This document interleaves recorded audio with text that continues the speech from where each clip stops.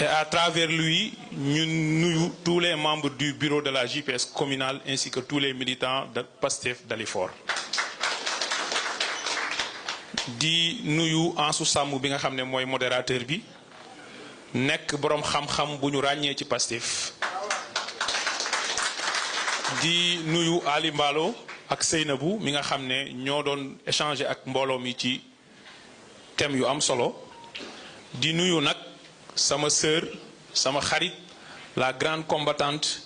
muy madame la mairesse Khadija Mahécor Diouf. Di nuyu kon kilifa yi fi teew yépp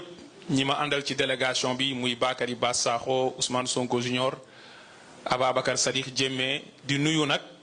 ki nga xam ne ràññeeku na bu baax ci JPS ndax taxawaayam muy Salimata Dieng. Di nuyu aussi Serigne Bara Thioune qui est membre de l'équipe de direction de la SOMISEN mi nga xam ne teew na aussi ci jotaay bi te nekkul ci casquette boobu la fi teewee donc ñu ngi nuyu ñëpp di leen sant di leen gërëm ku ñu fàtte rek dafa fekk ku lim juum da mënuñu woon bañ a lim ay distingué responsable yi nga xam ne teew nañ fii di nag nuyu le coordonnateur de la JPS départementale de Pikine muy Saacoro nga xam ni Saacoro nit ko am taxawaay la. Je ne peux pas me manquer de faire un témoignage sur lui. Il y a un sank d'Alifort Ali. Mais je pense que si nous donnons le département yi ëpp taxawaay ci période xeex bi diggante 1er 2 ak 3 juin li toq fii ci deret Pikine amul benn département bu mu toq Sénégal loolu mooy dëgg. Et ce sens du sacrifice là dafa tàmbalee ci ki jiite woon département Pikine muy Babacar Ndiaye mi teew fii wàcc ba ci suuf nga xam ne taxawaayam engagement am moo waraloon boobu fekk na ñun nëbb nañ ko jant bi. kon maa ngi koy nuyu muy honorable député Babacar Ndiaye di président de la commission énergie et ressources minérales di def liggéey bu am solo à l'Assemblée nationale. su ma juumul commission mooy première commission en termes de taux d'exécution selon le plan annuel d'activité ou le plan de travail annuel bi nga xam ne moom lañu fixé woon commission à l'Assemblée nationale. Et loolu day wane ne jeunesse bi ñu dénk ay responsabilités mun nañu def ay résultats yu am solo donc ñu ngi lay sant di la gërëm di rafetlu sa taxawaay di nuyu képp ku fi teew ci ay ci militant. di wax ni nag thème bi thème bu am solo la du devoir militant à la conscience républicaine. Transformer l'énergie de la jeunesse en force constructive de la nation. Thème bu am solo la boo xam ne niñ ko formuler dañuy xam ne dafa am lu muy acté mooy dafa am fu ñu jugee am fu ñu war a jëm te foofu ñu jëm aussi il faut que ñu bàyyi xel fu ñu jugee moo waral dañuy tàmbali ci ay considérations préliminaires pour wax ni laaj na ñu taxaw ci lan mooy citoyen ak lan mooy militant parce que jàpp naa ne ñaari baat yooyu ñëw ëpp solo ci thème bi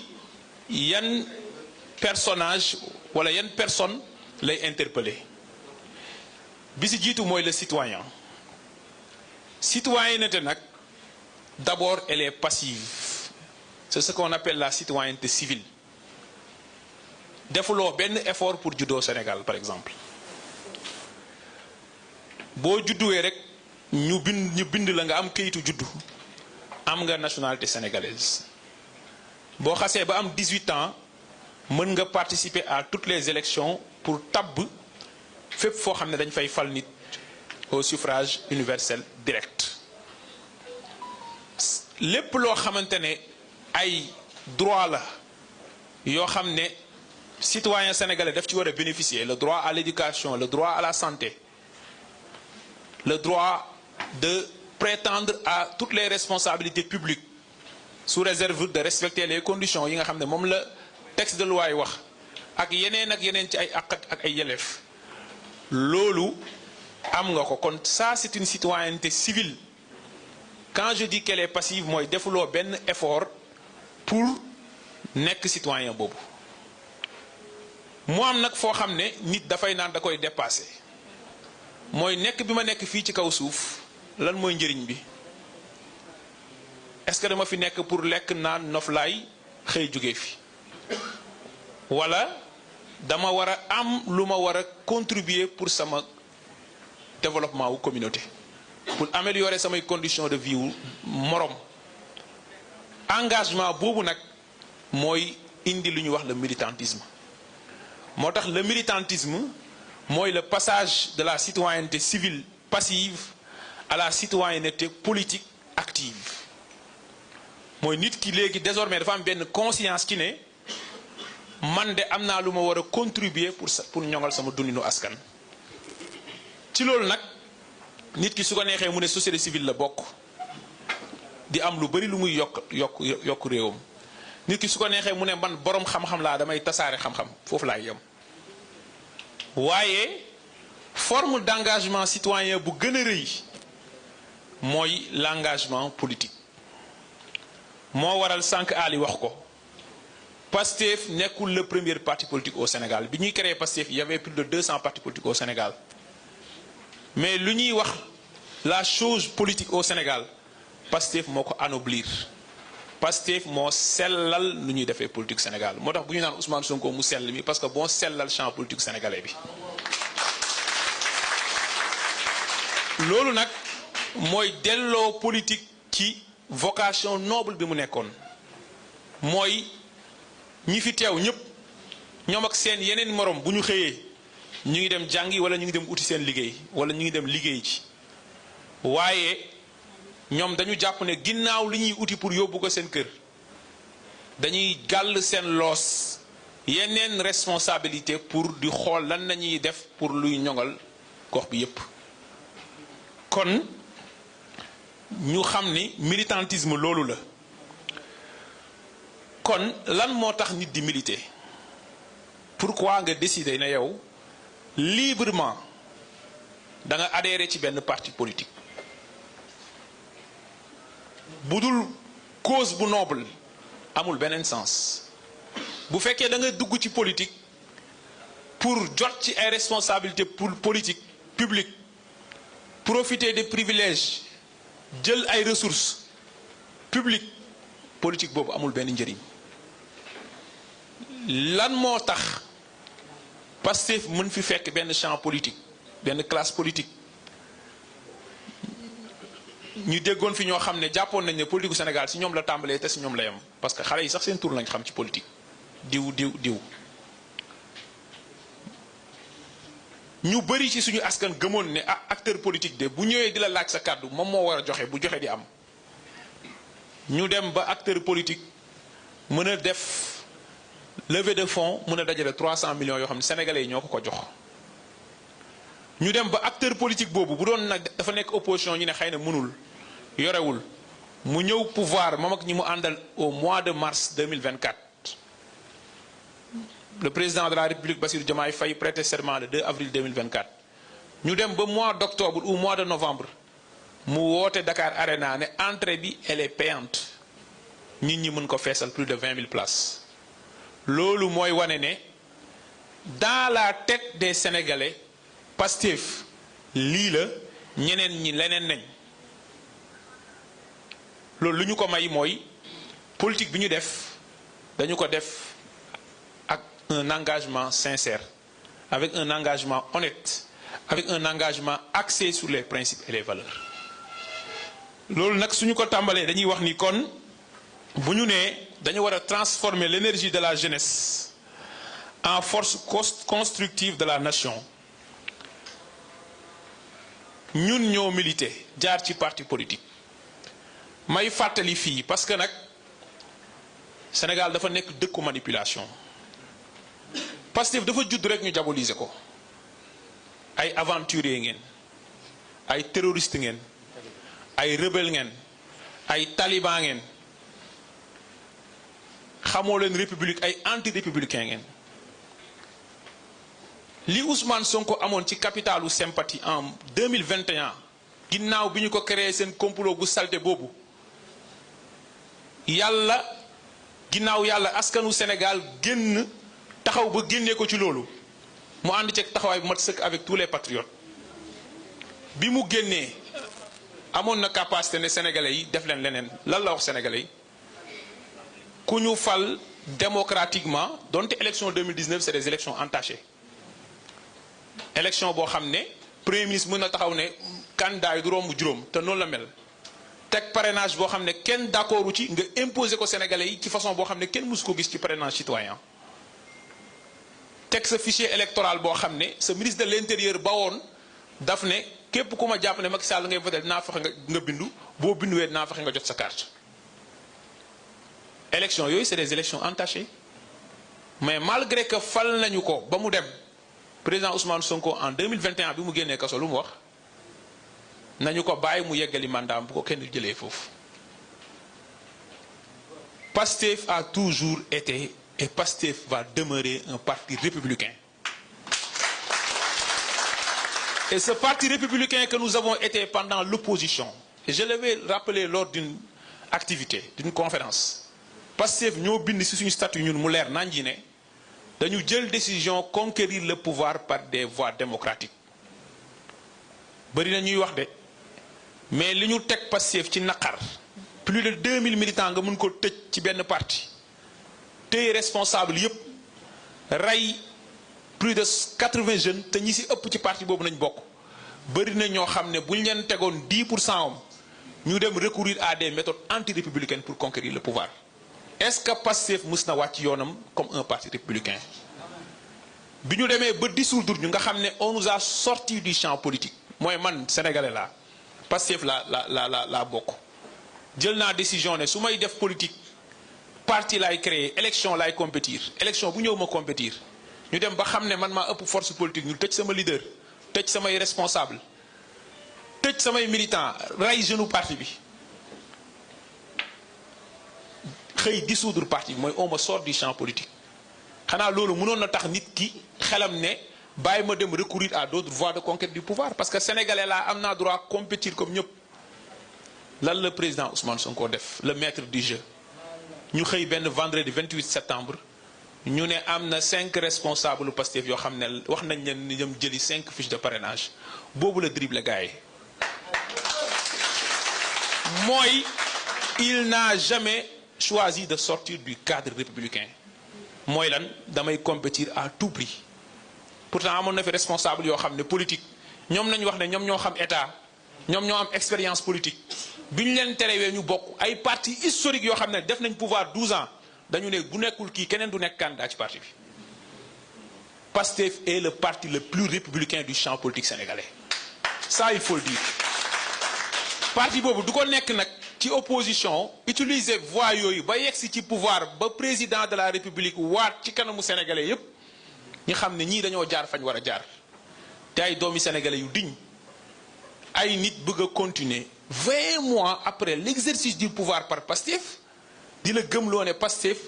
dafa jug pour souiller wala pour yàq la république loolu mën na jàll dem leen ngeen nelaw yi munoo leen jaxase sénégalais yi ak Pastef dem leen ngeen nelaw yi munoo leen jaxase le président Ousmane Sonko ak sénégalais yi il faut que cela soit très clair parce que munoo tiim nit ñi nii ci ay faits yoo xam ne récemment la xew ci histoire comme ni ma ko démontré nga bëgg a taxaw présenter Pastef comme un parti contre la République bëgg a monter la République contre Pastef ñi koy jéem duñ ci parvenir parce que président de la République nekku ci premier ministre nekku ci gouvernement bi nekku fi militants yi nekkuñ ci amul benn autorité bu ci nekk loolu il faut que mu leer comme une considération préliminaire pour ñu koy fàttali fépp fu ñu jugee kenn mënta tam Pastef li may bañ a tudd il faut que cela soit très clair ci loolu nag suñu yegsee ci pouvoir pourquoi on met l'accent sur la jeunesse dañu nekk ci population boo xam ne 76% de population bi ils ont moins de 35 ans 39% population bi 15 ans la ñu am damay fàttali ne loolu mooy fukki sénégalais yoo jël ñeent ñi fukki at ak juróom lañu am weesuwuñu ko ñu ne la 51% de population bi 19 ans la ñu am ñaari sénégalais yoo jël kenn ki 19 ans la am kon nous avons une population très jeune muy benn beneen bi mooy bi ñu tollee ci xeex la jeunesse a payé le plus lourd tribut jigéen ñi mag ñi ñépp mais comme jeunes yi ñoo ëpp te jeunes yi aussi ñoo am force wu génn di manifester jeunes yi ñoo payer le plus lourd tribut. bu ñu amee loolu nag bu ñu yegsee au pouvoir war a transformer dëkk bi kenn waru ci jiitu jeunesse bi. loolu nag dafay commencer par ñetti mbir bi ci jiitu mooy la jeunesse comme force de construction, la jeunesse comme force de veille citoyenne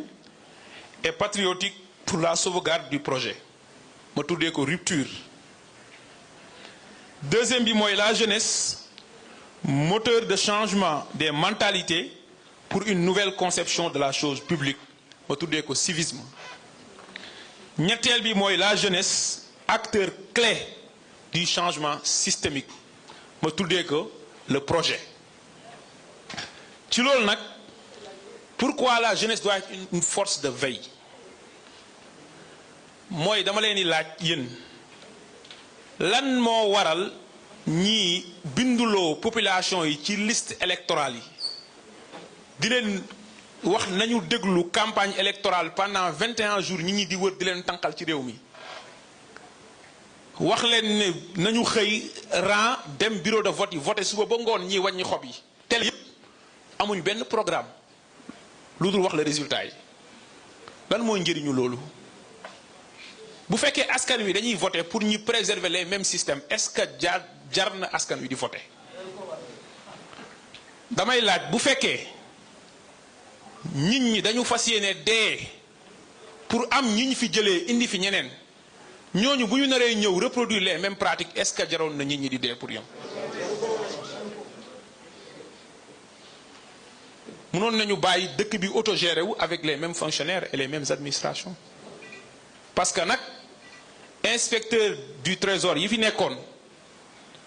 ca jamono Abdoulaye Wade ca jamono Macky Sall ci jamono président Bassirou Diomaye Faye ak premier ministre Ousmane Sonko kenn gënu leen xam yan règle nañuy jaar pour exécuter les opérations de recettes et de dépenses pour l'État, gérer quotidiennement la trésorerie de l'État, émettre ay obligations du trésor. ñi fi nekk inspecteur des impôts ci jamono yépp amul acteur politique xanaa nga nekk inspecteur des impôts ko ñoom bu leen gën a xam yan règle nañuy def pour déterminer assiette taux ak mode de recouvrement impôt. ñi fi nekk ay magistrats ci 1960 ba léegi amul acteur politique bu leen gën a xam naka nañuy def ba appliquer texte de loi bu ñu déférer seen kanam ay litige mais bu ñu askan wi di rayante pour am ñu ñu fi jëlee pour am ñu ñu fi teg mooy nit ñi rupture lañuy xaar. Pastef mën na péché fépp ba mu des ci li mu diggaaleeg sénégalais yi mu def ko loolu nag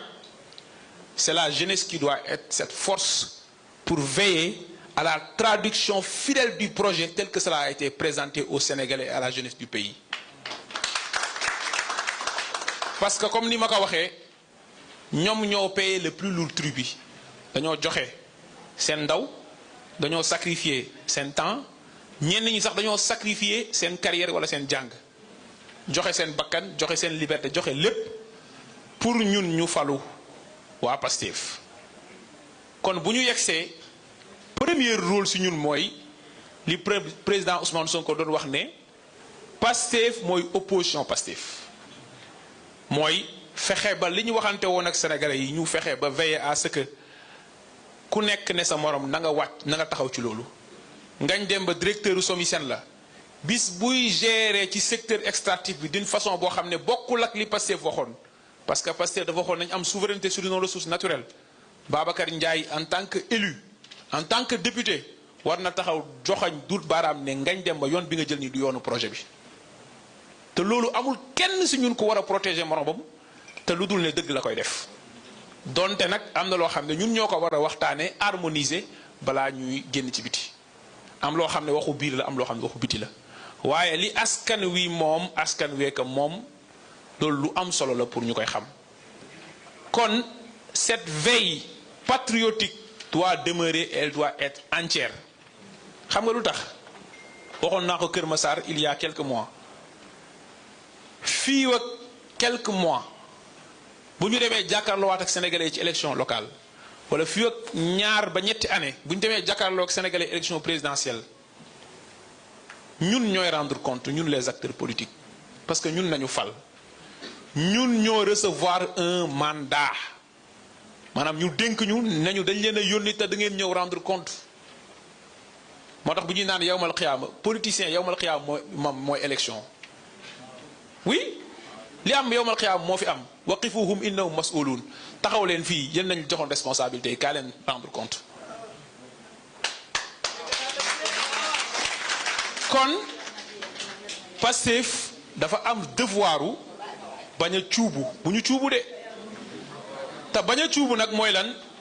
parti bi garder le socle de son idéologie imma parti bi moo war a def li nga xam ne moo war a am mooy nekk au cœur de l'État pour wax ne fii nañ war a jëm parce que encore une fois c'est le politique qui guide l'administratif et non pas le contraire wax ne ah ñun de lii mooy suñu gis-gis ci justice comme ni ko professeur Sidi Alpha Ndiaye waxee keroog ci texam bi si ñetti fondement yi nga xam ne moo guidé yenn réforme yi li ci jiitu mooy ginnaaw histoire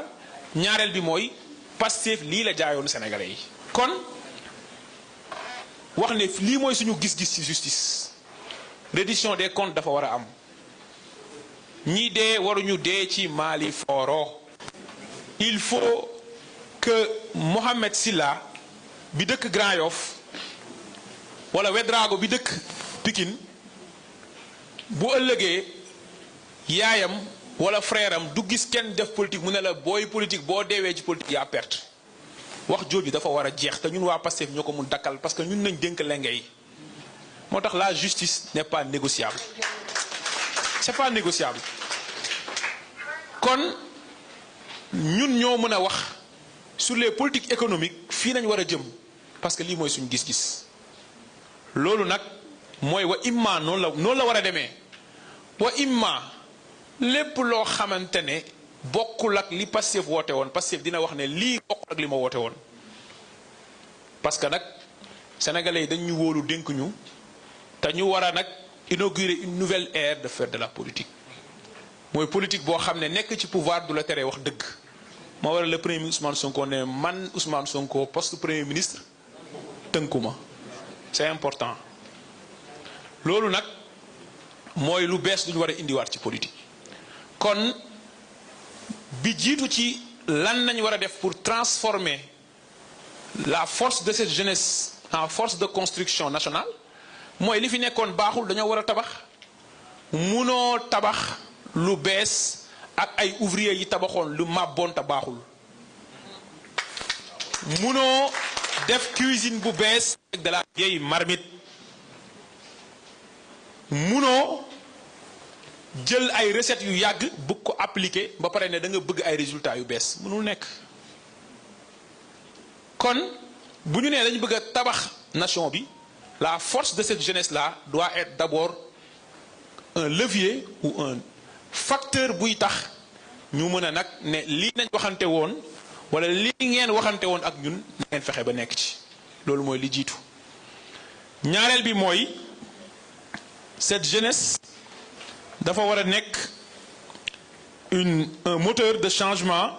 des mentalités pour une nouvelle conception de faire de la politique fi ne damay taxaw ci lu am solo on est combien de militants à Pastef on est des dizaines de milliers au moins ñun ñii ñëpp bi ñuy engagé wu ci politique ñu bëri si ñun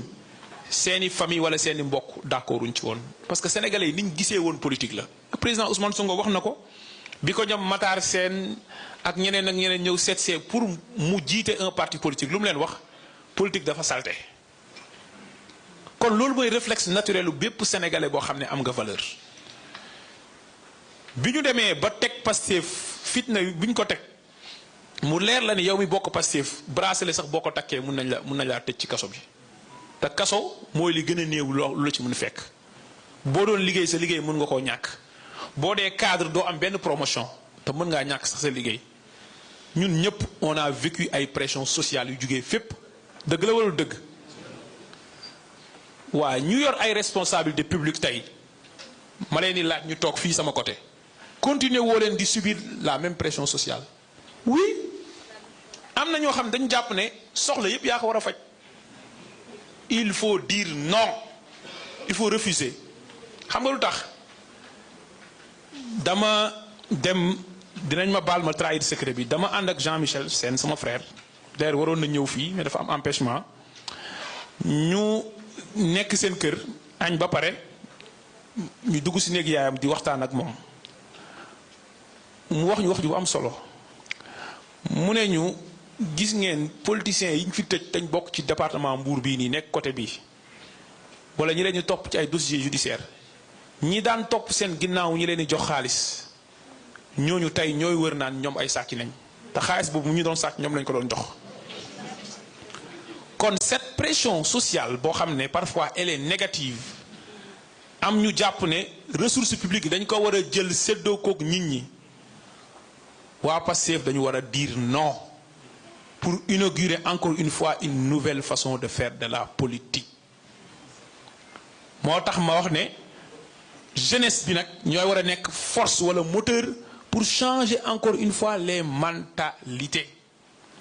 mooy li président Ousmane Sonko di wax ne ku bëgg a nekk milliardaire demal nga entreprendre bu dee doonoo xaalis bi mais mënuloo ko amee en étant DG en étant ministre en étant premier ministre en étant député en étant président de la République ou président d'institution. loolu il faut que mu leer et loolu nag ñun jeunesse bi nekk ci Pastef ñi am poste comme ñu amul poste ñoo war a inciter responsable yi am ay mandat public. quand je dis mandat waxuma mandat électif lépp loo xam ne responsabilité publique la ci ñu tegu ci loolu pas ñi nekk source de pression wala moyen de pression seen kaw li may wax leer na nañ ñi ta xamante nañ bu baax suñu biir kon loolu dañ ci war a góorgóorlu bu baax a baax pour changer les mentalités. ki ñuy juger te mu nekk autorité investie d'une mission publique nañu ko juger en fonction des résultats yi mu war a def ci li ñu ko dénk. nañu ko apprécier en fonction de est-ce que militantisme bi mu amoon sur le terrain est-ce que dafa am poste rek bàyyi poste bàyyi parti bi ak base bi mais bu ko kenn juger en fonction de est-ce que poche am a ngi dem ci biir kër yi waaw wala déet donte dafa war a contribuer ci parti bi moo waral ñu dagg ko 10%. donte dafa war a contribuer ci base bi te ñu bëri koy def te dañu war a continuer di ko def donte lu mu am kas ñëw daf ko war a bokk ak doomu aadama yi waaye nañu moytu tegaate pression ba ay nit mën na leen pousser ci ñu jël lu ñu moomut wala même bu ñu ko jëlut aussi ñu ngi indiwaat façon boo xamante ne bokkul ak loolu. et je me rappelle le président Ousmane Sonko amoon na benn rencontre mu amoon avec tous les mouvements Azalaï au lendemain des élections législatives waxoon na ko ne am na ñoo xam ne suñu leen dégluwee ba topp leen ci li ñu bëgg dinañ def même chose que ñi fi nekkoon mooy dajale xaalis sàcc ko pour tuuraat ko askan wi ñi ko defoon def nañu ko te élection ba mu ñëwee dañ leen a yëkkati ba ci kaw dóor ci suuf ndulli leen. loolu taxul sénégalais yi maintenir ñu au pouvoir lii tax ñu maintenir ñu au pouvoir mooy li ñu waxanteeg sénégalais yi ñu nekk ci seen soxla subaak ngoon guddeeg bëccëg. loolu mooy ñaareel bi mooy wax vecteur pour changement des mentalités. ñetteel bi mooy jeunesse bi nag mu nekk acteur clé de cette transformation nationale te loolu nag mooy une jeunesse proactive une jeunesse boo xam ne waruloo xaar encore une fois lan la état bi war a def pour yow donte dafa war état bi mu dégager la ay voies ak ay opportunités parce que loolu moo tax a jug état waaye lu la war sa digganteeg sa askan da nga ko war a def directement te loolu lu am solo la. li ci mujj nag te ma fay daanelee mooy jeunesse bi moo war a nekkaat cette force qui anime le parti cette force qui anime le parti. le président Ousmane Sonko dafa génnee benn instruction yàggul instruction boobu nag ci benn triptyque la tegu maanaam ci ñetti tànk la taxawee massification maillage remobilisation. massification mooy ku ne xam na ni Pastef li mu doy ci ay carte ci élection Pastef ni mu toll wala fu mu toll xolu sénégalais yi Pastef ni mu toll ci ay sympathisants ak ñi ko bëgg Pastef tollul noonu ci ay militants encartés kon dafa laaj ñu lancer un processus bu bees tàq fexe ba Pastef am 1 million d'adhérents à l'horizon 2026 fii ak 31 décembre 2026 parti bi war na romb 1 million de militants di dem loolu mooy li nga xam ne moo jiitu te mu nekk nag loo xam ne dañ koo lancé waaye dina am lu génnaat pour wax naka nañ koy defee bi ñu ko lancé ba léegi est-ce que yéen da ngeen a gis carte de membre mu disponible waaw bu carte de membre disponible ensuite dina mun dem jaay carte de membre ah pourquoi madame la mairesse Khadija Mahécor Diouf ne mbir tax militants yi jaayuñ carte de membre te Sonko joxe ne instruction kon loolu léthargie la est-ce que votre parti est en léthargie man de gisuma léthargie dans le parti responsable yi nga xam ne nuit et jour ñu ngi ci base bi xam nañ ne Pastef mooy seul parti politique boo xam ne chaque samedi chaque dimanche partout au Sénégal on s'active mais bu président Ousmane Sonko joxe une instruction générale alors que modalité de mise en œuvre yi génneeguñ ko naka la nit ñi di mën a mettre en œuvre instruction yi ci yenn points yi am solo mooy dem leen ngeen jaay carte de membre par exemple dañ ko war a tàmbali 1 million d'adhérents mais bu carte de membre disponible gul ñu war ko imprimer par carte de membre balaa ñu koy jaay dañ ko imprimer ay carte de membre yu bees tàq yu novateur lay nekk yu novatrice lay nekk loolu processus bu digitalisé la boo xamante ne xarale la boo xam ne bu génnee di ngeen xam ne Pastef bokkul ak benn parti politique ci Sénégal loolu buñ koy togg nag na nit ñi ànd ak dal te xam ne parti bi nekkul en léthargie parti boo xam ne 8 novembre bii passé le leader bi woote meeting Sénégal yëpp di meeting pendant 2 semaines parti boobu mu ngi en léthargie alors kon triptyque bi li ci jiitu mooy massification deuxième bi mooy maillage mooy fexe ba parti bi tasaaroo fépp ci Sénégal am na ba pare waaye mu gën a wër mooy l'ordre des 10 000 cellules partout au Sénégal te loolu nag muy laaj ñun section communale yi bis bu carte de membre yi disponible